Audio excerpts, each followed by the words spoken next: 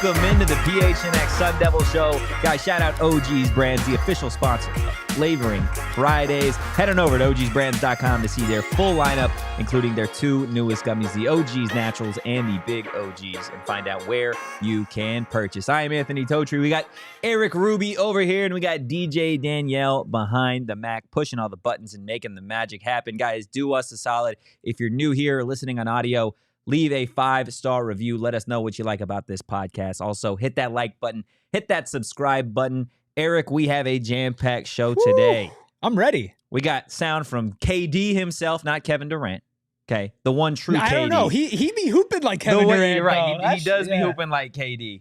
Kenny Dillingham, new offensive coordinator Marcus Arroyo, and we've also got some sound from arguably the biggest names that have transferred to Arizona State. Raleek Brown, Markeston, Douglas, Cole Martin, and just a lot to go over in terms of, hey, it's 2024. Dude. And spring football is just around the corner. I mean, we've been talking about it, obviously, a lot. And every single time we talk about the transfers or Kenny, I'm just like, I need the season to start. Yeah. And it's starting to get a little bit more real. Like these type of events and you being able to go out there and talk to everybody and get some great sound that we're going to show everybody in just a bit. It's like, all right, we're getting in it now. Yeah. It's getting real. It's weird because at this time last year, right, this was the first go around with Kenny Dillingham. He had been the head coach for, at that point, less than 2 months. And you had seen what ASU was able to accomplish early signing day, getting some transfers.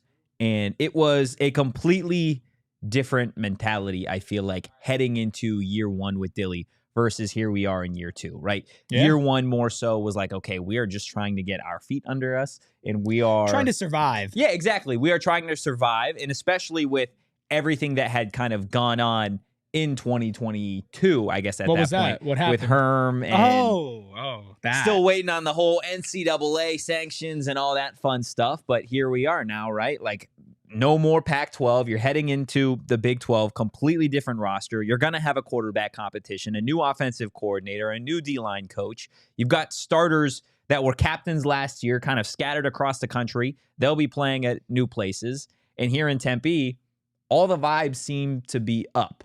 Right? Yeah. For Kenny Dillingham, Marcus Arroyo, and I think there's a lot of people that have high expectations for this team, but I don't think anybody has higher expectations for the Sun Devils in 2024 than Kenny Dillingham himself. And to get to this point, a lot of it was reshaping and constructing a roster with his guys, with guys that he wanted on the ground in Tempe that he could roll with not only in the first year of the Big 12, but for seasons to come. We've seen them add a lot of guys with a lot of eligibility left. And Kenny Dillingham was asked earlier today about building and constructing the Arizona State roster. And this is what he said, kind of went into it. Well, last year we were just filling a roster. I mean, we had 40-something spots. We had a brand new staff from all over the country, some from the NFL, some from not, some from D1AA, some from high school. And not all those people recruit the same kid. So you don't have the relationships necessary to really, you may have not known who those kids were in the portal. Part of being productive in the portal is you would have maybe recruited that kid out of high school or had a relationship with that kid, so you already knew everything about him. Last year, it was like, who are all these guys? I was in the South for so long, most of the kids hitting the portal, I didn't recruit because I was at, the Auburns and the Florida States. And my staff is a lot of small ball guys by design. I want ball coaches. So I think this year, now that we've been here, we've recruited. We now aren't just filling a roster, we're filling needs. We know what we need. We needed size, right, was number one. We needed speed, and we needed depth, right? So I think we assessed those needs. So last year was just like, put food on the table. This year is like, no, we have a starch. right? We need a vegetable, right? That's how I would say the difference is. We have a starch, and we need a vegetable. Kenny Dillingham. He just puts things in such an interesting way. And what I love, and what I was even going to say before we got to the soundbite, was this kind of feels like the first year. Yeah. Like this feels like the first true year that we can evaluate Kenny Dillingham and what he can bring to the table. Obviously, how he constructs a team, and then later in the year, how they play. Yeah. But doesn't it kind of give off not like a little bit first year coach like energy? Like, this is my first time here, like a first like true shot at it. And obviously, like, he got his experience before, right? Like, this is his second year, but it's so fresh. Like, you talk about all these players, you just get excited because you're like, oh yeah, that's new. I get what he's saying. Like, everything makes a lot of sense. The rooms that he's been building, the talent that's been coming in, like, they've been taking shots and some guys that were not working out in some bigger places, and they were taking some from some smaller places and giving them to a new level. I love it. I'm ready, man. Yeah, no, I am too. And I think it's funny that he uses the food analogy, because it's something that I've tried to use throughout the season, just in terms of what Kenny Dillingham is as a play caller, what he is as a teacher, a coach, and what he can be. And I firmly believe that he is going to be a successful coach in the Big 12 for Arizona State. And you look back to last season and you see a 3-9 football team on paper, a team that down the stretch got blown out by Utah, got blown out by Oregon, in reality, got blown out in the Territorial Cup against the Arizona Wildcats. And for me, it was never that Kenny Dillingham and the coaching staff couldn't do it. Yes, there were certain areas that needed to be improved, but he didn't have the ingredients. He didn't have the roster necessarily to go out there and compete with some of these other teams. And that, to no fault really of his own, was where this program was at. So after a 3-9 season, going out there and being able to get guys in the transfer portal, like a Cole Martin, Raleek Brown, that you wouldn't see normally transfer from Oregon and USC to Arizona State, or going and getting guys like a Chris Johnson on early signing period, it kind of changes the way that people can view Arizona State, and those people that understand and truly grasp what goes into trying to reshape a football program. And I think the excitement stems for Arizona State not just with Kenny Dillingham and not just the players, but the offense specifically as a whole, because that's something that Kenny's been known for, whether it be at ASU, whether it be at Auburn, Memphis, Oregon, Florida State. Everywhere he's been, the offense has been successful. And last year, it was, okay, this doesn't look like a Kenny Dillingham offense. It wasn't successful for the first couple of weeks until he actually took over and was able to mix some things up. And then you saw that even when he did take over, he wasn't given the right ingredients to really do what he wanted to do. I forget what game it was where he basically called like 3 straight plays in a row that were like the same for Omer. And at first the refs were like, no, that's like an illegal formation. And then, like, you could tell like he has tricks up of his sleeve, but he probably didn't even feel comfortable going to all of it, or even his more sound ones, because of the talent level that he had, because of the lack of continuity game to game, just with the injuries with this roster. And so obviously you have Marcus Arroyo, who's coming in on the offensive end, but I do think Dilly's fingerprints are going to be all over there. And I would imagine the reason why he brings in Arroyo is because they kind of share that same mindset. Yeah, no, absolutely. Right? And there was obviously Bo Baldwin being the offensive coordinator last year for Arizona State, no longer with the program. There was a lot of people early on that could see that Bo was kind of restricting the offense. He was really conservative with the play calling. Now, maybe part of that had to do with Jaden Rashada and the quarterback development they were kind of experimenting with. But as it stands right now, Marcus Arroyo being the offensive coordinator for the Sun Devils, I think there's a lot of excitement, not only in Tempe, but in that building itself, right? And this is what Kenny Dillingham had to say about adding Marcus Arroyo to the staff. Yeah, obviously Coach Arroyo's been a play caller in the NFL. I wanted somebody with some NFL experience. He's a quarterback guy. I like having coordinators that have been head coaches. So he's been a head coach. He built a program he really had 2 years to build it, and then he built a roster that won 10 games this last year, 9 games, whatever they won. And then when you call his references, when you call the guys like Todd Monken, when you call the guys like Dirk Cutter, which people know here, and they all give you the same name of the same guy, And he didn't even give you those names. You just call some people that you respect in the profession, and they all give you the same person. You're like, wow, this person's 4 hours away, and he wants to be here. He has family who's from here, which most people don't know. He has relatives that live here. He has people who own restaurants in the Valley. It's just like that live here. So there was a lot of things that went into it, but I wanted a quarterback-driven guy. I wanted a guy who was very, very detailed in terms of route depths, a lot less freedom, a lot more structure, which is what I'm a little bit more comfortable with, and a guy who's not willing to get on somebody if the standard's not met. And I think he does all those things, and with his experience in the NFL and coaching quarterbacks and calling plays at that level, I think is a really good fit.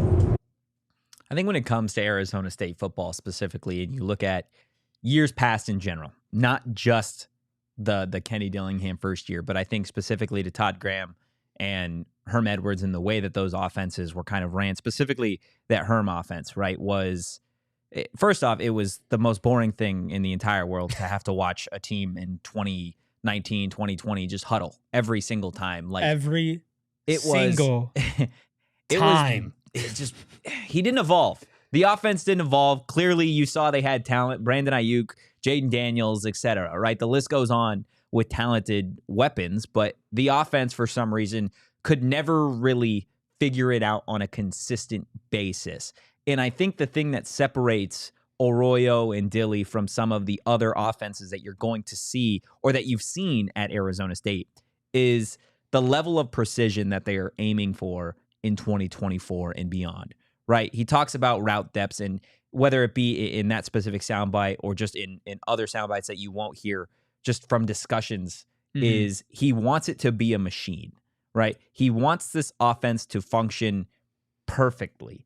And I think that's something that when you, again, go back to those Herm offenses, it was guys being able to kind of play a little bit more free. They were able to do what they wanted to do at certain points. And I think if you want to run a consistent ship, then there has to be that level of precision across the board, not just offensively, but defensively as well. And for an ASU team that was 3-9 last year, that did have a lot of injuries, that did have a gazillion quarterbacks, now you are kind of in a position where you can start fresh, going back to what you said earlier. And again, like Kenny has just been dead consistent, not just with the players that he's bringing in, but with the coaches. Do you want to be here? Do you want to be in Tempe? Do you want to be an Arizona State Sun Devil? Like, is this a job that you have some success and then you're looking to jump up north to Washington? Or are you looking to be here and to invest in this program and to invest in these kids? Because if Kenny Dillingham sits down and says, I only want players who want to be here and I want to be here, but then you just bring in somebody because they're a big name, or you bring in somebody because, we're just going to give them a shot, but they don't really want to be here. Like that message and that stuff not aligning, it's going to come out and bear some not right fruit eventually. So I'm loving that part of it. Obviously on the offensive side of things, I'm excited to see what he does with Jaden Rashada or Sam Leavitt if it comes down to that as well. But they're going to have weapons. They're going to have toys to play with. And now you get a head start. You already have Dilly's system that's been in there for at least half of a season now, plus an off season. Arroyo's been there long enough. He's already been talking to these guys. He's already had a hand in recruiting, all of that. You're going to get to spring ball. You're hopefully going to be not clicking like a well-oiled machine right away, but you're going to be in a spot where if everybody wants to be there and everybody's on the same page for how the offense is going to be run, and there's going to be consistency throughout it in the offseason and through spring ball, summer, and fall with returning players, you are putting together a recipe for a very successful offense. And that was something that a lot of times last season, you were banking more on the defense than you were the offense. I think going into this year, eventually you're going to be able to have the discussion of which one really is better. Because the defense has got a lot of guys too. Don't get me wrong. Like both sides. A lot of new guys that you can kind of keep an eye on and point to and say, oh, they could be really good. But on offense, I really feel like we're going to see night and day compared to some of just the awful outings that we saw last season. I think both sides of the ball improved drastically, to be completely honest with you. Offensively at certain positions, defensively, we've talked about the secondary, we've talked about that linebacker room, but kind of getting back to the ASU offense, Marcus Arroyo and Kenny Dillingham in terms of this offense, something that I think we have said at times, that media has said, And really, a lot of people, when you're talking about Kenny Dillingham in Arizona State, specifically, it focuses on the offense. It's no secret he's an offensive-minded guy. And people just label the offense, oh, it's Dilly's offense. Right. And so he addressed that just in terms of what does that mean when people say, hey, it's a Kenny Dillingham offense. And for him, it's what we've talked about, right? The bread and butter for Arizona State moving to 2024 is they are a run team first. Yeah. They want to run the football, and they want to open up the rest of the game with the play action. And that's really what you see some of the elite college football teams do over the last few years. And that's for Arizona State where they needed to improve just as a whole, as a unit, whether that was a lack of depth on the offensive line, size along the offensive line, the running backs, the wide receivers. You've seen kind of a total rehaul of what Arizona State is going to be in 2024. Up front, in the backfield, they've added new weapons. And then on the outside, something that, again, I am so excited to see the speed on this team, because you have a fully healthy Jordan Tyson that you are going to get a full year out of. And he's a demon. He was Colorado's best player a couple years ago. Elijah Badger's returning. We know what he's capable of. You add Raleek Brown to the backfield, who I talked to has already said that they're going to experiment with him, motioning him across the offense, lining him up in the slot, doing things out of the backfield. And word for word, he said he's been shaking linebackers his entire life. There's not a linebacker in the league in the Big 12 that he feels like can guard him.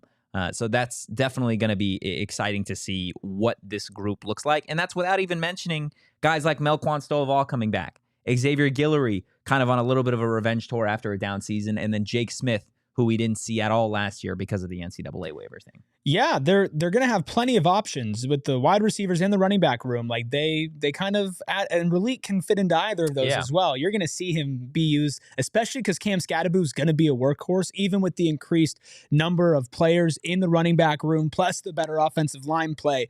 This team is still going to move and go with Cam Scadaboo on a game basis. That's without a doubt. It doesn't matter who else they brought in, what type of offense they're running. He's just that good. Like, that's just how it's going to go. Now you use Raleek as kind of a little speed and a little juking to the kind of sometimes the blunt force of Cam Scadaboo and the straight line speed. And you go outside. You also have Markeston Douglas, who's going to help with the run game and the catching game. And man, I'm interested when we get to spring ball to see who gets the second most reps out of the backfield, because you could say it's Raleek, but I feel like he might split enough time that I don't know if somebody else kind of steps up as the pure running back number 2, not like weapon number 2, but running back number 2, if Raleek splits time enough between those two positions. Yeah, it's going to be interesting to see kind of what the backfield looks like, because you bring up Scat. There was somebody had brought it up, and the name's slipping me, so I can't give them the credit that this deserves, but they called ASU's backfield the law firm, because they have Jason Brown Jr., they have Raleek Brown, and they have Kyson Brown. So Brown, it's Brown, the law Brown. firm. Yeah, Brown. And it's realistically, like, you expect to get a little bit of production from all of them, but if I had to make a guess, I would say you're looking at a healthy balance between Scat and DeCarlos, and Raleek is probably your third down guy. Now, there is going to be times where you have multiple running backs in. You have Raleek lining up in the slot doing what he does, and you have Scat, you have DeCarlos, Kyson, and some of these other guys that are surely going to have an immediate impact for Arizona State. And obviously, Marcus Arroyo setting up this offense, calling the plays. We'll hear from him in just a little bit, but first, I want to tell you guys about how you can make some money over on the BetMGM Sportsbook app. They've still got a great offer for you if you haven't signed up, and it's super easy to take advantage of. Just download the BetMGM Sportsbook app on iOS or Android, or visit BetMGM.com. Sign up and deposit at least $5 into your newly created account and place a wager in the amount of at least $5 at standard odds price. And once you have placed a bet, you guys are going to receive $158 in bonus bets, regardless of the outcome of your wager. Guys, you could bet on the NBA, NHL, NFL playoffs. They have it all over at BetMGM. Again, just a little recap. Sign up for BetMGM and use that bonus code PHNX. Place your first BetMGM Sportsbook wager through BetMGM Sportsbook mobile app for at least $5, and you guys are going to receive $158 instantly in additional winnings, regardless of your wager's outcome. Check out the show notes for full details, and now listen to Damon talk about the disclaimer. Gambling problem? Call 1-800-GAMBLER. Available in the U.S. Call 877-8-HOPE-NY or text HOPE-NY 467-369 New York. Call 1-800-327-5050 Massachusetts. 21 plus to wager. Please gamble responsibly. Call 1-800-NEXT-STEP Arizona. 1-800-BETS-OFF Iowa. 1-800-270-7117 for confidential help Michigan. 1-800-981-0023 Puerto Rico in partnership with Kansas Crossing Casino and Hotel. Visit BetMGM.com for terms. This promotional offer is not available in New York, Nevada, Ontario, or Puerto Rico. I'm always in a whirlwind now. I'm so thrown. It's so fast. Like, he does a great job, and he didn't use any filters. He didn't speed it up people don't at know all. that's Damon's actual voice. Like, that's the way he speaks. He has to slow down when he produces and talks on the shows. But when you're just talking to Damon, he's like, yeah, I went to do something the other day and I covered Brett Brennan's press conference. And it's like, it's just, okay, whoa. Like, come on, man. No, listen, I that kind of like still throws me off because I'm so used to hearing Shane. Yeah, I'm used to hearing and it's a different length. We used to be able to just know exactly. I didn't have to count it down. When Shane says Ontario, we know it's time to come back. But now... Everything's all changed. down bad now because we don't get Shane's disclaimer. Well, I'll tell you what, you're down bad. You want to cheer up a little bit? I do. What if I told you can go somewhere that has an authentic and an immersive experience? Oof, I would say sign me up. What if I said you could find an unprecedented level of entertainment and excitement you won't find anywhere else in the desert? I would ask you where. This place is set a high bar. Well, I can tell you where. And that's our good friends over at Gila River Resorts and Casinos, because trust me, no one does it better. And when you're there, you do you. And what's better than that? You do you. Nothing at all. They got a state-of-the-art gaming floor all over. 800 slot machines, 15 blackjack tables, and live table games, not to mention Arizona's largest casino sportsbook. Listen, we only have a few more weeks of the NFL season, and there's no better way to spend it than before going to the casino, you put some money down on the BetMGM Sportsbook app, and then you go to the BetMGM Sportsbook in person, and you double down on what you want. Or double down. You hedge your bets, because you never know what might happen. But you can find out at Gila River Resorts and Casinos. Plus, they've got dining from upscale to approachable, a rooftop restaurant, something quick and fast, or maybe with an adventurous palate, check out Honey and Vine, their featured dining experience at the all-new Santan Mountain location. Head to Gila River Resorts and Casinos and let them show you what next level is all about. You do you. Visit playatgila.com for more details. I love it. We got Steve in the chat, LTC, Clint, PHX. We got everybody in here, guys. Hit that like button, hit that subscribe button. Again, before we get into ASU's new offensive coordinator and what Marcus Arroyo had to say about coming to ASU and all those fun things, we brought it up a little bit earlier about Kenny Dillingham being a baller. Unfortunately, he ruptured his patellar tendon, and he had to have surgery. That's like that's a very serious. It's a very serious injury. And when he was asked about it, he said, "Quote, ball is life." Thank you. Somebody understands. That's your head football coach. Is just simply ball is life. Hey, listen, we've talked about how relatable Kenny is. There's nothing that I relate to more than getting a rather serious injury while playing rather meaningless basketball. So That's fair. I can sit back and be like, you know what? Maybe I am kind of like Kenny Dillingham a little bit. Erik Ruby, Kenny Dillingham, they're one and the same. I've never seen them in the same room. I would say, though, when he gets healthy, I'd like to play KD one-on-one. Oh, my goodness. I want to see KD versus KD. KD versus KD? Who wins? KD. Okay, Dillingham has a 20-0 head start, and they're playing at 21. Who gets the ball first, and is it makers? Like, you make it, take it? No, Kevin Durant gets the ball first, but Dilly is up 20-0, and they're playing at 21. I think Kevin Durant still wins. You think KD still wins? Yeah, because no here's faith the thing. in KD? No, listen. With KD, you've got the length, and he's not going to want to lose. He's already down 20-0. Yeah. And if he knows, okay, I just had to get a stop 20 times on somebody who is a fraction of my size and not a professional basketball player. I mean, if there was nothing on the line, Kevin Durant probably would not care and would just let Kenny Dillingham score and then just like go off and play Call of Duty. But if there was something on the line, then Kevin Durant 10 times out of 10. But have you ever had like a serious injury, like playing like pickup or something like not serious at all? I've had serious injuries, but I've never had serious injuries not like just playing pickup. I mean, I got elbowed in the face one time and my nose started bleeding, but that's not really a serious injury. Did you call a foul? Yeah, absolutely. No blood, no foul. No, that was bleeding all over the court, man. Oh, you had to like shut that down? It was tough. Yeah, it was actually at the SCFC downtown. Dang. In college. Yeah, it was tough. But I've had serious injuries playing like organized sports, and they're not fun. Yeah, man. I tore ligaments in my ankle playing pickup basketball. Oh, God. I got bumped midair, and all my weight went on the outside of my ankle, and it was 1 year after tearing the ligaments in my other ankle before. Anyway. I once had a friend pull his groin while mini golfing. Okay. That's just unathletic. That's just pure. You should just stop playing sports. Trying to like do the splits to like get like the right angle. Yeah, like how do you do that? No, the ball kind of went crazy, and he like juked to go over and get the ball, and then did it a little too fast. Oh, so he didn't even do it while mid-swing. He did it while he was chasing the ball? Yeah, while he was chasing the ball. It was pretty funny. That might be the most unathletic thing I've ever heard. It was pretty funny. Dear Lord. That was a good 10 years ago, and we still let him hear about it. Was it in front of a group of people as well? Yeah, like me and my brother. Yeah, you never let somebody live that down. Would it be worse to do that in front of a group of people or on a first date? Like a group of your best friends that will never live it down? No, I would rather do it on a first date. Because a first date, if it goes somewhere, that's a funny story. That's fair. But your friends, you do that in front of your bros, that's for life. That's no longer you're 80 years old and you're in the home together. And they're talking about, remember the time you pulled your groin mini golfing? Right? I still that sentence. I'm sure Marcus Arroyo is going to give Kenny plenty of shit for tearing rupturing his patellar tendon while playing pickup basketball. But regardless, like we said earlier, there's a lot of people excited to have a new offensive coordinator in the Valley for the Arizona State Sun Devils. He's got a whole hell of a lot of experience at a very high level. And in reality, he could have had his pick of the litter in terms of going to the league, getting a job there, kind of experimenting with other college programs, but he chose Arizona State. So this is what Marcus Arroyo had to say about his decision to take the OC job in Tempe.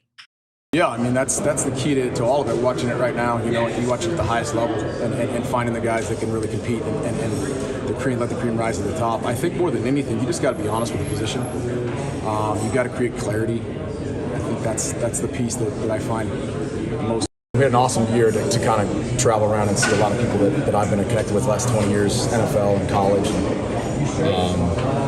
When the conversation started back up with a few people and both levels, all levels across the country, I just had to make sure that we were making the decision based on the people, the place, and then obviously the ability of the place to be really successful. And I think that when me and Kenny started talking, as we were talking to other people, we kind of hit it off in regards to how we saw things, how we treat people first, how he was going to run the business, how he was going to treat the organization, how his coaches were.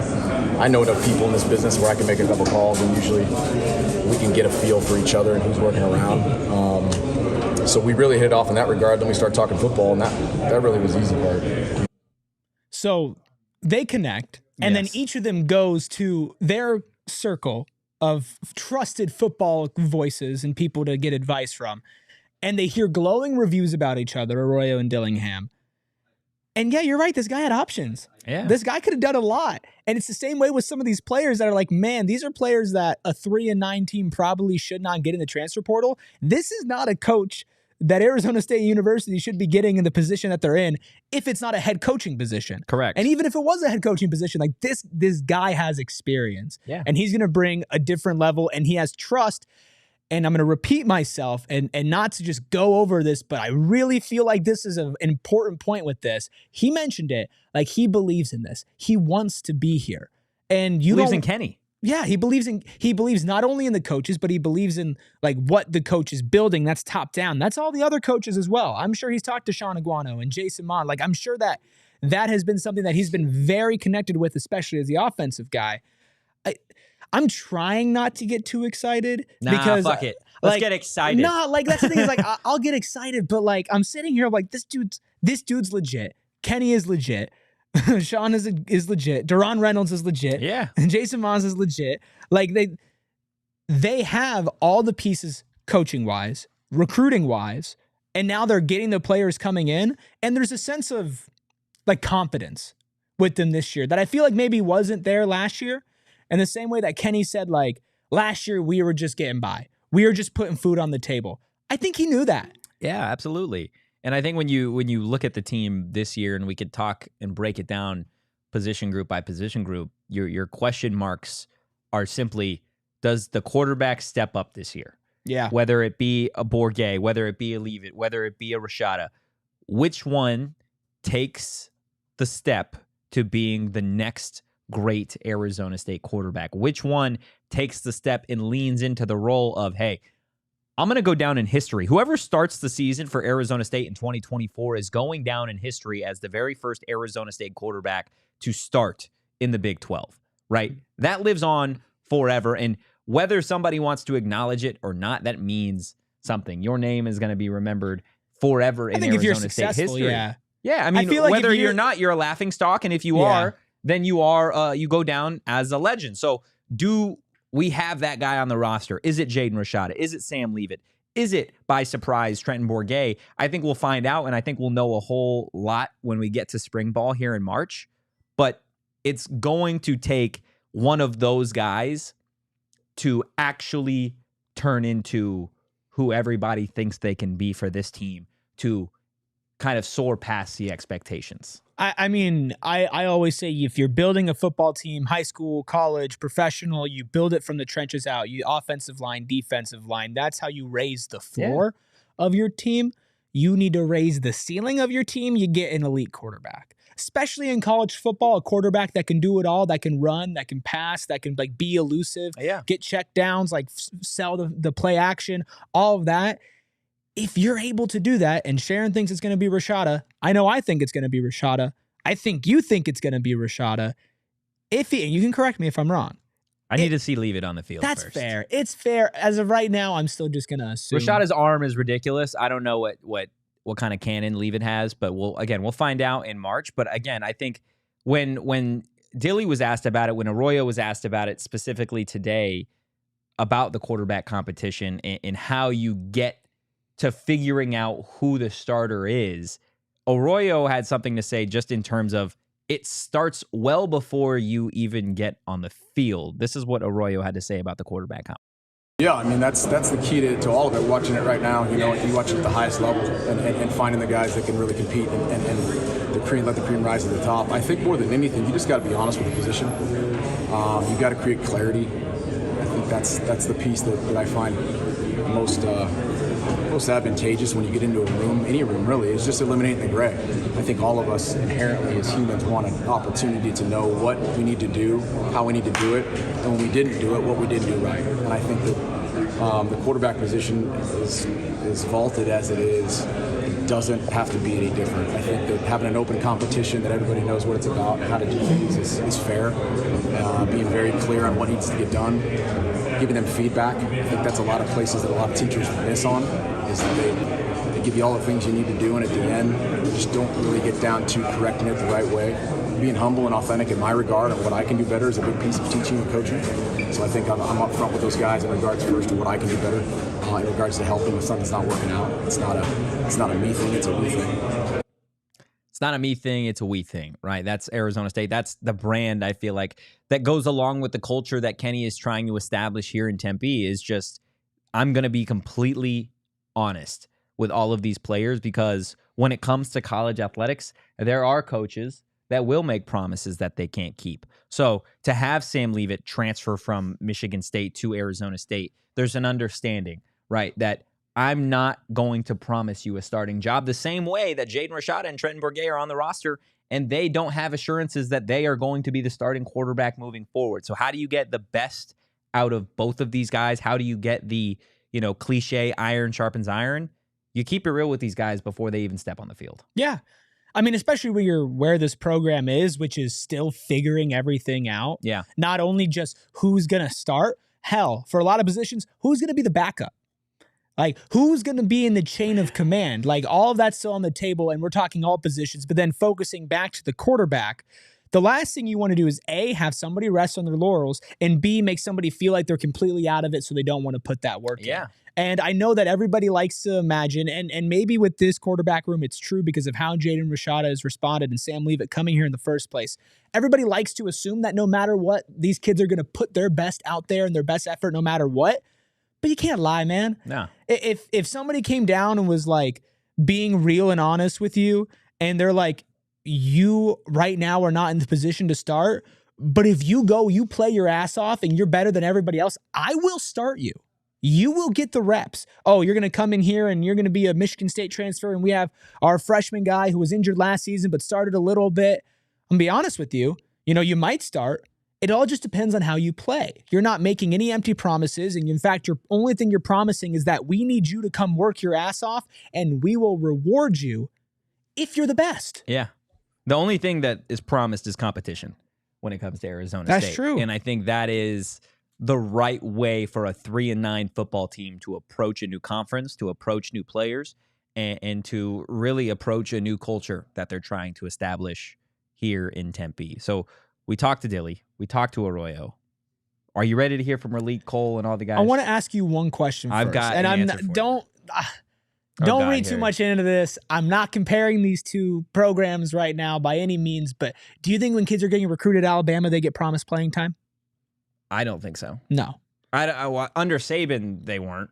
Maybe under, I don't know. Okay, but DeBoer. These top programs, these Georgias, these Alabamas, hell, I guess Washington. No, they don't have to. They don't have to promise playing time because people already know what they're getting. Right, but you also can't. Like, you can't sit back and, especially to recruits or transfers, and be like, just because you're a good player, I cannot sit down and say, yeah, you're good. Yeah. You're good. Because then, A, you're going to stop trying, or the spirit of competition is gone, and B, I might be lying to you. Yeah. I can't tell you that that's the truth because you might suck. Like, you know what I mean? Like, they're not going to say that, but it's like, you might suck. You might be great. Somebody else might be great. Like, we're going to have a lot of talent. You don't want to create a hierarchy. You want everybody to feel like they have a shot in it. And it did feel like with the past regime, with Herm, kind of felt like there was just a lot of BS, a lot of promises. You want to know honestly, what that program was like under Herm, especially toward the end? Please fucking La La Land, bro. That is where Herm was residing. It was there the whole time. From spring ball to Camp T through it. I remember a couple practices in, and I hate that we're getting off Dilly and whatever. I'm sorry, I took you there. This is like legitimately. I remember like probably a week into spring ball, the final year in Herm, under Herm, and I was standing on the field talking with another media member who at the time well respected and was asking me about, Notre Dame, because that's where I had just come, what the practices were like, etc. Yeah. And the difference in Arizona State's practices under Herm Edwards versus a Brian Kelly at Notre Dame is when you were on the field in South Bend watching them practice, there was a level of understanding that the regular season is the journey to where we want to go. Yeah. Right? You can't play in the CFP. You can't play for a championship. You can't play in a New Year's Six Bowl without understanding that you have to run things like a machine. Yeah. Right? And for under Herm, it was, and this sucks to say, but it felt like there was just an old man walking along the field, not really knowing what was going on in his program. He was the last man standing under a regime that, broke rules. And they hurt this program. They hurt the fan base. And it wasn't a coach, it wasn't a program at the time that had any sort of capability of being competent through the season. And that might seem harsh, but for the people that think it's harsh, when did Herm get fired? After an Eastern Michigan loss, after an embarrassment of a football game, because they weren't ready, right? They weren't prepared to go out there and compete at a high level. So that's the difference, right, between those two programs under Herm and Kelly. And now you fast forward to what ASU is now, and you have a coach in Kenny Dillingham and a staff that understands what it takes to play and coach at a really high level. And that's how you get guys like a Cole Martin, a Markeston Douglas, a Raleek Brown, who you're going to hear from here in just a second. But first, I want to tell you about a company, a great partner that is always producing at a really high level, guys, and that is Circle K. They are America's thirst shop, and they've got a new free membership program called Inner Circle that are helping you save money every single day. Save 25 cents per gallon on your first 5 fill-ups, and then every day after that, you're going to save 3 cents per gallon. And if that's not enough, Erik, get every 6th free on a selection of Circle K products: pizza, coffee, ice cold fountain drinks. That's a lot of stuff. More, not to mention they've got they got merch. Got merch? I'm drinking out of a Circle K coffee mug. Here we are at 4:00 in the afternoon, but that's just where we're at, guys. Join Inner Circle for free by downloading the Circle K app today. Terms and conditions apply at participating locations. Visit CircleK.com for details. Well, you sip that coffee out of your Circle K mug. I'll do it. But you better be careful, because you get a drop on these new Empire floors, and I'm going to be furious, because this stuff is immaculate. This entire studio, we talk about it in the other one, This one feels different after our friends at Empire Today came in and revamped everything. I even had to break out the 4Cam on the Suns a couple weeks ago just to show the people how amazing it was. Listen, with Empire Today, you get shop at home convenience, the right products for your needs, quick and professional installation, and a price match guarantee. And if all of that wasn't good enough for you, you can sit in your home, you could take a picture, and you can see what these floors would look like in your home before you buy it. That's convenience. And that's also, hey, let's make sure that you don't make the wrong decision on a very big one, because floors are expensive, and that's why with $350 off when you use promo code PHNX, Empire Today is the easy choice. Easy, quick, and convenient. They're about speed and service, and you're not going to get that at a big box store. Plus, they've been around. Of course, they're going to have imitators, and they can say they do what Empire Today does. They don't. You can figure out for yourself by visiting empiretoday.com/PHNX. And I am just going to stare at these floors while we continue to talk about ASU football. I love it. I absolutely love it. But you're probably tired of us talking about Kenny Dillingham and Arizona State football. So let's go ahead, take a look as to what Cole Martin had to say about his new head coach, Kenny Dillingham. Dilly's one of a kind. He's a real down-to-earth guy. He doesn't sell dreams. He tells truth. So being able to be around him and experience the honesty and the truth that he sells has been something that not a lot of coaches possess. He told me what it is, and he never sugarcoated anything to me. So the opportunity to be around him and be in his presence is something that we can really grow on, and I know this team can buy in on. Hey, let's add it to the list. Another person quotes Kenny Dillingham and his honesty. And in today's era of college football, just look down south in your own state right now. Honesty and being real does not come easy. Nah.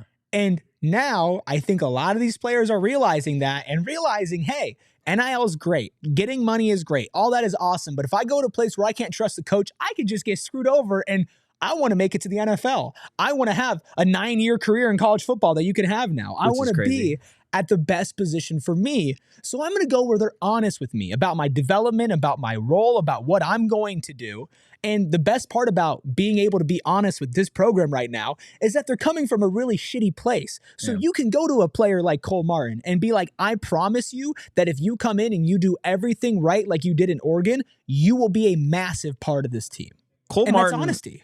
Cole Martin is going to be, he's not a depth guy. Cole Martin is your starting nickel corner. Cole Martin would have started for the Oregon Ducks next season. And Cole Martin could be your best defensive player by the end of the season. He could be. He absolutely could be. Not to mention he's got, I believe, 3 years of eligibility left. He was, when he left Arizona, he was the #1 cornerback in his class coming out of high school. Again, was going to play and start for the Oregon Ducks next season. Not to mention position coach, his dad is an Oregon Duck. His dad. And whether he understands it or not, there is significant pressure on Cole Martin in 2024 to succeed, because he is the example that Kenny and a lot of these coaches can really showcase to future transfers, to future recruits. How to future Arizona guys. Exactly, right? Because he is that local kid. And it's something we talked about really early on when Cole Martin announced that he was going to be transferring to Arizona State, was you get a guy of that level to set the bar and show you that you don't have to leave the Valley to go be successful. You don't have to go to Ohio State. You don't have to go to Oregon. You don't have to go to, at the time, Washington, to go out there and be super, super successful. You can stay in the Valley, or if you're not from the Valley, you can come to Arizona State in a place like Tempe, Arizona, that is one of the best college towns in college football, right? Like, there is something to be said about what Cole Martin needs to do to further the Arizona State activating the Valley agenda. And it's not just Cole Martin, obviously the local kid. It's guys like Markeston Douglas, right, who have played and have a relationship with Dilly from his time at Florida State. And now he is one of, if not the starting tight end for the Sun Devils heading into 2024. So this is what Markeston Douglas had to say about KD. I would say really the opportunity and the coaches, you know, they lost their tight end in the portal, and I feel like I can come in and step in that gap if need be, you know, and really make a name for myself, you know, and also with the coaching staff, you know, I feel like they really look out for their players. They really care about their players, you know. Coach Dillingham, I already knew about him since Florida State. I knew he was a straight shooter. He's gonna give it to you real, and that's what I appreciate about him. Straight shooter, again. I'm not trying to be repetitive, man, but like these are not like written out responses. There's not pre-planned. Kenny Dillingham isn't sitting these guys down beforehand and saying, make sure you say this about me. That it's so prominent and it's so important to these players that they have to bring it up. What's Kenny Dillingham like? It's not just, oh, he's a great coach and I really believe in what we're doing here. It's he looks out for me. He's honest for me. He really genuinely cares and I relate to him. They get to the football last. And the same thing when Marcus Arroyo was talking about like figuring out that he wanted to come here. The minute and like 10-second answer was just talking about how Kenny Dillingham and him as people on a human level connect. And then at the end he was like, then we started talking about football and that was the easy part. Yeah. Like that's just, it's completely different from not only the Herm era, but the Todd Graham era as well. Like you didn't have players going out there and touting Todd Graham, the person. And obviously that was a better run ship than the Herm era. Yeah. But like that was at least a ship. Yeah. This guy gets people. Yeah. And he gets players, like not just gets them in the portal, but like understands them. And they're coming the best from good programs. Yeah. Florida State, Oregon, they're coming from USC, good head coaches. Dan Lanning, Mike Norvell. And then, USC, Raleek Brown, who we talked about a little bit earlier, who was going to have an immediate impact at Arizona State. He played, obviously, with the Trojans under Lincoln Riley. This is what Raleek Brown had to say about his new head coach. He different because he more interactive with the players and like he more energized for sure. So he a young coach, so I like that about him. He like I was telling people he remind me of like the Miami Dolphins head coach. Do I even need to say anything at this point? I feel like they're just saying it for me. I'll take Mike McDaniel. I could just record myself and what I just said after the last soundbite and then press play and just have it play again. Because that's just it's the way that it is. It's the most sellable thing about this program right now. And I'm sure that Dilly understands that. I'm sure he understands he can't go into a kid's house and be like, oh, we're a powerhouse. Yeah. Oh, we're going to churn out NFL talent. Not yet. Oh, we're going to be one of the best teams in the Big 12 based off of our record. No, you can't sell that. Well, and look, he equated it to this, right? Because there are kids that you sit down with and their immediate response to where they want to transfer is either NIL money or they want to go to the NFL, which is all great and fine. But Kenny quite literally said today, he has turned kids around, said, go home if you don't want to win here. Okay. If your dream and your aspiration is simply the NFL, then Arizona State's not the place for you. But if you want to win, then guess what? Washington, one of the best teams this past season. How many players are they going to send to the league this coming year? On offense? A ton. Yeah. Like, a ton. At least from just their starting offensive unit, like 3 or 4. Same thing with TCU, right? TCU, they won a lot of football games. It's no surprise they sent a lot of people to the league when they were national champion runner-ups, right? So if you win, it's just natural that you are going to send players to the NFL. And for Kenny Dillingham, Arizona State, they've started the process of getting the guys to turn this whole thing around. I mean, if you're looking at even just last season, and of course a lot of those players were also Herm guys as well, but like Jalen Conyers, the guy who Markeston Douglas was talking about replacing, has a chance to get to the league, a very, very good one. Like BJ Green, maybe late round pick. Like I feel like ASU definitely still gets attention from NFL scouts. I remember when I was at a lot of the games, and that was kind of the N'Keal Harry days. And he was the guy, and Brandon Ayuk, that teams were scouting, looking at. It feels like almost every game there was at least one NFL guy there. Yeah. If not 2 or 3 when it got closer to the end of the year. I just remember being in the elevator and seeing like, oh, that guy's got a Lions sweatshirt on or a quarter zip. I wonder what he's here for. Yeah. You know, like ASU is not one of those schools that you're going to go undetected if you play really well. And especially now you're in the Big 12. Now you're going to be set up to have a better winning year. And some of these guys that may be in these bigger programs, like Cole Martin, sure, he might have been the starting corner for the Oregon Ducks, but like he could also be lost in what could be a fantastic defense. And this could be a really good defense as well, but you stand out at Arizona State, you come here and you really put yourself on the map. Scouts might appreciate that. as well. Yeah, I think when it comes to Arizona State in 2024, right, obviously the mantra and the idea that these players have when they come to ASU is they can trust Dilly. Dilly's their guy. They've experimented across the nation before, and there's just something that stands out about Kenny Dillingham and ASU. And yes, part of it is on the field, but maybe part of it is also the fact that in Tempe, you have Burrito Express. That's right. Right? There is not any other university out there that can say that they have a Burrito Express right off of University, and that's not their only location. They have a ton of Burrito Express locations all across the valley, not to mention their food goes stupid, okay? It goes crazy. The steak and egg, my absolute favorite. You want to make it even better? Throw some bacon in there, guys. Burrito I'm waiting Express. to get another one of those big boxes for the office. It's so good. They don't last very long around here, to be honest with you, because everybody loves Burrito Express. And if you haven't checked it out, shame on you. Go check it out for yourself. Like I said, they have locations all over the valley. The food is great. The customer service is just as good. Grab a burrito and follow them on social at Burrito EXP. I got a question. Good. Yeah, go ahead. Green or red salsa for both of you? Both. Both. That's good. Two red, two green. I'm more red than green, but I'm good with both. Yeah, that's fair. That's sort of who I am. I'm red, but that's just me. Yeah, okay. They're both great. Two and two. They're both phenomenal. Now, flour or core tortilla? No, I'm kidding. I'm not going there again. I will say one last thing on Burrito Express, though. Do not just follow at Burrito EXP thinking you're going to be getting like burrito deals. Man, they're giving away tickets. It is one of the most uniquely ran social media accounts for a restaurant I've ever seen. And it's definitely worth following more than just the fantastic burritos, gift cards, tickets to Suns games. I think he was giving out like a couple days ago. It's crazy. Make sure you follow them.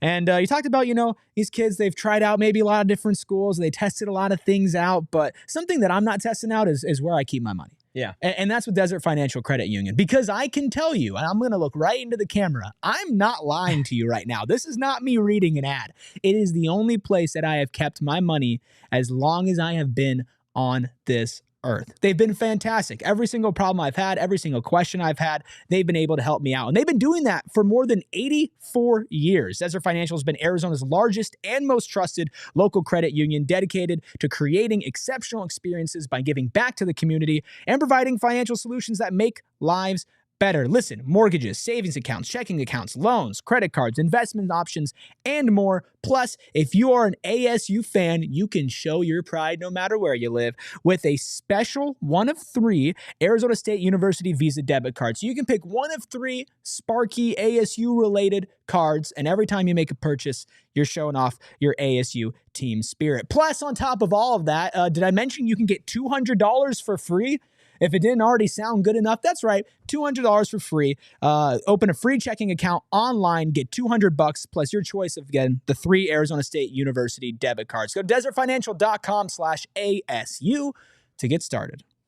It is Friday. Let's do it, Danielle. So it is time for our favorite segment of the week, Hot or Not. Danielle, same question as always. Who in the office has been hot this week? Who in the office has been hot? Who's been on a tear lately is Petey. Petey's always on it. Petey is on it. Yeah, it was his birthday. He had a terrible birthday yesterday. Did he? So yeah, he had to work. He had to work 2 games for ESPN and then us. And then he had a flat tire.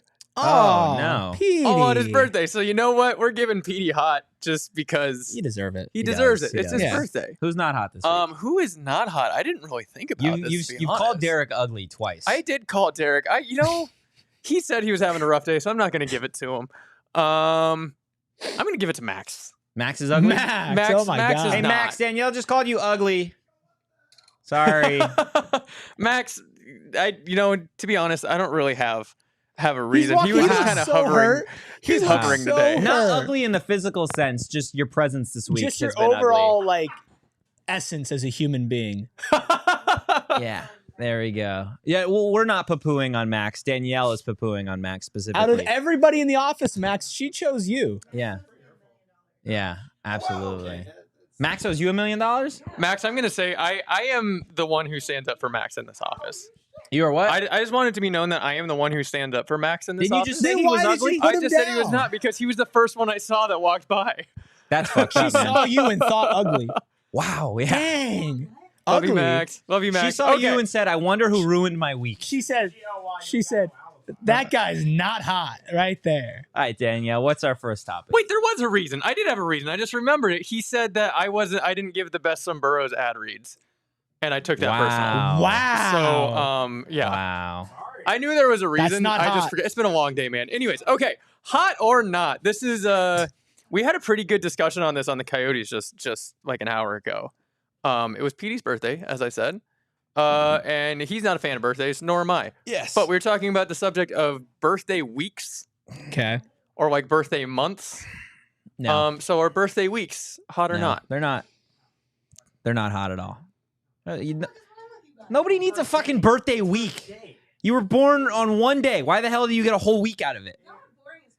How is that boring? No, it's not hot at all to have a birthday week that screams me. If you have a birthday week, take your cake, take your gift or your gift card and shove it and then get on with it. After you turn 21, absolutely. After you turn 21, you should not need to celebrate your birthday. It's all downhill from there. Okay. How? So for those you say who this can't, as one of our very young interns walks by. Yeah. It gets better. It gets better. It gets better, I promise. No, it doesn't. Okay, for those who can't hear, Lindsay said Totri needed a therapist. That's what he said absolutely too. So therapy is hot. If there's any Let's just say therapists that. if there's any therapists in the chat, hit me up. The chat basically is a therapist, pretty much. Yeah, I guess that's Or fair. they're the reason why we need therapy. Either way, I think birthday weeks are hot. Listen. You think birthday weeks are hot, dude? Yeah. Dude, not for me. what Not the for fuck? me. I would not put a birthday week for me. But for the people that I love and I care about, Oh my god. let me celebrate Cry them. me a Let me fucking celebrate river. them. Oh my god. You're so much fun. It's just I just don't like Oh, birthdays. I hate when I people don't have like fun. birthdays, dude. I don't like birthdays. Okay, but like, I used to hate birthdays. I used to like dread birthdays, but then somebody was like, "It's not for you. It's to give other people a chance to like appreciate you." So I was like, "Okay." Yeah, I hate being don't- the center of attention. I hate attention just in general, so I don't like birthdays. But like birthday week's a bit much. yeah, see, like, listen. Now, 7 consecutive days of nonstop celebration might be a little bit too much. But if you've got like dinner with your family, dinner with your partner's family, then your friends, then you're going to go out and do something fun. And maybe, maybe you're busy. Maybe you can't take your birthday off and you need to kind of spread everything out, I'm not saying you need a we birthday need 4 week. days. We need 4 days to celebrate one. I don't know if need is the right word, but we're not talking about need. It's want. It's fun. It's not okay. Whatever, man. Not hot. Sorry. JJ in the chat, hot or not? Bobby Hurley's post game presser. Hot. That was hot as hell. That was Bobby. Bobby was also hot. Bobby was also very, very hot. Bobby was on fire, actually. But yeah, what's topic number 2? All right, Daniel? this next one was brought to us by our good friend Sean DePaz. Oh, let's go. The NHL released their All-Star uniforms to a, shall we say, polarizing response. Let's see I'm 'em. going to show them. Let's check them out. What do we think? Those are hot as hell. So are these hot or not? Oh, no. They're hot. What do you No. mean? No. No. How is that not hot? No. What do you dislike about No. that? It's It's simple. It's simple. It's fine. I don't know, man. It's they're a- not it's they're good. not like No. No. What is not hot about that? the colors are not good. The logo is logo's not great. The big star behind the main logo, not great. Like it's not. It's kind of like a weird shape. It's a weird color. Espo, you're a resident jersey expert. Mini Adam Levine over there saying this is hot. It looks like the Carl's Jr. star started melting on a jersey. No, not hot. I just Next. disagree. I disagree entirely. I think there's something to be said about the simplicity of those uniforms that No, make but they're it not hot. simple. Go back. What's Those not are hot? simple. It's a literally one color with fucking stars in the NHL on it. Yeah, it's a block of color and then it's an over clustered star. I like the logo. If it was just like the logo and maybe some like different colors, like the sleeve, that doesn't look good either. No. Those are not hot. If I walked in the office wearing one of those, you would look at me like I was crazy. You are crazy. You That's just fair told me enough. that birthdays should be celebrated for 5 days. I didn't say they should be. I just said they can be, and it's not the biggest deal in the world. Okay, well, I got to make a call. What? We're calling Sean to pause. If he gets sent to voicemail live on air, that would be funny. He probably will send me to voicemail. It's okay. We can leave him a voicemail. Let's hear what his voicemail is. Not hot. My grandpa would tell you they're very hot, though. Come on, Sean. This rat bastard. He is. He sees Maybe it. he's watching the show and he knows. Your call has been forwarded to an automated voice messaging system. Should we leave him a voicemail? Yeah. 7-1. Okay, we can't. Yeah, his number. We definitely won't leave his All entire right. Next number on there. topic. Next topic. I was not expecting that hot of a reaction to Dusting. those. Wow. Hot or not? Wow. Yeah. I personally, I think they're horrendous, but I am also not the target audience for them. So I Sharon in the respect it. chat says they're awful too. We should have just leaked Sean's number. The out memes, there. the memes That to would've them been- were great. that might have been bad, man. Go check out PHNX Coyotes. We have some amazing responses to them. Last one. This one is brought to us by a poor reporter who did not do the research. How do we feel about domed stadiums? You can go ahead. Hot or not? Yeah, domed stadiums. Domed Are we- stadiums we- are hot. They're hot. They're hot. I like the variety. I don't want every dome or every stadium in like the NFL to be a dome, but I like some of them to be. So I think they're hot. I'm cool with it. I have no issues with it. I mean, I think the domes that you have in the NFL right now are great. I think there are a few cities and a few teams that maybe could benefit. Like I think the Chicago Bears in Soldier Field should probably be a dome, but that's just me.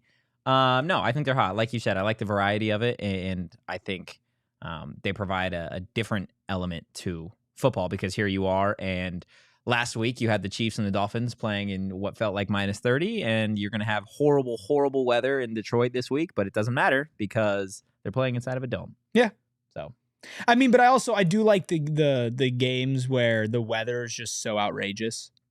what do you like about that? See, that 'Cause they're was fun. my thinking. I thought you guys would be all like, "This is football. We need snow and Apparently rain." not. I'm Back not that in my guy. day, That's how we sound. I'm not that That's guy. how we sound to Daniel. I am so not that guy. Yeah, I Listen, mean, every now I and share an then. office with you guys. There's a lot of testosterone. Every rolling now Oh around and no, there. I'm not denying that, but I'm not like, oh, football. Oh, I just Can can't you do that one more time? Oh, football. Oh, On that We note, have a new guys, sounder. I'm- I as a photographer hate dome stadiums. Hate Really? them. Oh my god, because of the no. lighting. Oh yeah, no. As a photographer, never want to see another dome stadium in my entire life. Here's some inside baseball, but not about baseball. Have you ever taken photos inside the old Footprint Center, like the old Suns Arena? No, I'm One of the so worst, glad that I missed some of I the missed- worst lighting I've ever seen in my entire life. I did not have to shoot pre-renovation, so I'm very excited about that. Okay, sorry, that was completely out No, there. that's totally fine. That's what hot or not is. But guys, that is going to do it for the PHNX Sun Devils show. Again, do us one quick favor on your way out. Hit that like button. And if you enjoyed the content, give us a follow at PHNX_Sun Devils. You could follow me at Anthony_Totri. You could follow Erik Ruby at Erik Ruby. That is Erik with a K. You could follow DJ Danielle at Abracadanielle on social. Guys, we will be back in action Saturday for an Arizona State post-game show. We got the Sun Devils taking on Bronny James and the Trojans, so definitely stay locked in for that. But that is going to do it for us, and as usual, guys, go Devils, and peace. We all silly like the mayor.